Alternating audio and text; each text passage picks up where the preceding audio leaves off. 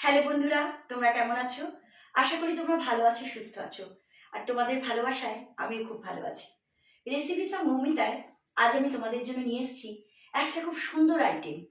এটা কাতলা মাছের আইটেম। আজকে আমি তোমাদের সঙ্গে শেয়ার করব কাতলা মাছের রেসিপি। রেসিপির নাম কাতলা মাছের দম পাত।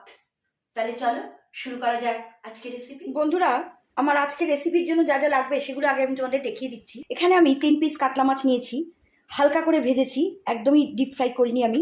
কিশমিশ, হলুদ গুঁড়ো, লঙ্কা গুঁড়ো, নুন, গোটা গরম মশলা, আলুটাকে আমি হালকা একটু স্টিম দিয়ে নিয়েছি, দই, টক দই। তাহলে চলো শুরু করা যাক আজকের রেসিপি। প্রথমে আমি এই মাছটাকে ম্যারিনেট করব হলুদ গুঁড়ো, লঙ্কা গুঁড়ো, নুন আর টক দই দিয়ে। এই সব দিয়ে আমি মাছটাকে মেখে 10 মিনিটের জন্য রেস্টে রাখবো। দেখো বন্ধুরা, আমি গ্যাসের উপর একটা কড়াই দিয়েছি। কড়াইতে আমি মাস্টার্ড অয়েল দিয়েছি। তেলটা গরম হয়ে গেছে, গ্যাসের ফ্লেমটা আমি মিডিয়াম করে দিয়েছি। এবার আমি এই তেলের মধ্যে অ্যাড করব গোটা গরম মশলা। এলাচের মুখটা কিন্তু তোমরা ফাটিয়ে নেবে। গ্যাসের ফ্লেম আমি এখন মিডিয়ামের থেকেও কমে রেখেছি। এটা ব্রাউন হয়ে গেছে। এবার আমি এর মধ্যে এই স্টিম করে রাখা আলুটা হালকা করে একটু নেড়ে নেব। আলু কম্পালসারি নয়, তোমরা চাইলে দিতেও পারো, নাও দিতে পারো। আমি আলুগুলো হালকা করে একটু ফ্রাই করে তুলে নিলাম। আমার 10 মিনিট হয়ে গেছে। এবার আমি এই তেলের মধ্যে এই ম্যারিনেট করা মাছগুলো দিয়ে দেব। নুন আর একটু চিনি লাগবে, এটা তোমরা তোমাদের আন্দাজ মতো দেবে। আমি ম্যারিনেশনের সময় নুন দিয়েছি, এখানে আমি আর দেবো না, হালকা করে একটু চিনি দেবো। দেখো বন্ধুরা, আমি একটুখানি চিনি দিয়ে দিলাম অল্প করে, এই রেসিপিতে একটু মিষ্টি ভালো লাগে। এবার আমি এর মধ্যে অ্যাড করবো এই ভাজা আলুগুলো। খুব বেশি নাড়বো না, হালকা করে একটু জল আমি দিয়ে দেবো। এই রেসিপিতে খুব বেশি জল ভালো লাগে না। গ্যাসের ফ্লেমটাকে একদম লোতে করে আমি এটাকে একটু ফুটতে দিলাম। ঝোলটা ফুটছে, গ্যাসের ফ্লেম কিন্তু আমি লোয়ে করে রেখেছি। এই অবস্থার মধ্যে আমি অ্যাড করে দেবো কিশমিশ। নুন আর মিষ্টিটা তোমরা তোমাদের আন্দাজ মতো দেবে। এটা খুব সুন্দর একটা রেসিপি, এটা তোমরা বাড়িতে ট্রাই করে দেখো, খুব ভালো লাগবে। তোমাদের সঙ্গে শেয়ার করতে পারলে আমার খুব ভালো লাগে। সব কিছুই, যে কোনো নতুন রেসিপি তোমাদের সঙ্গে শেয়ার করতে পারলে আমার খুব ভালো লাগে।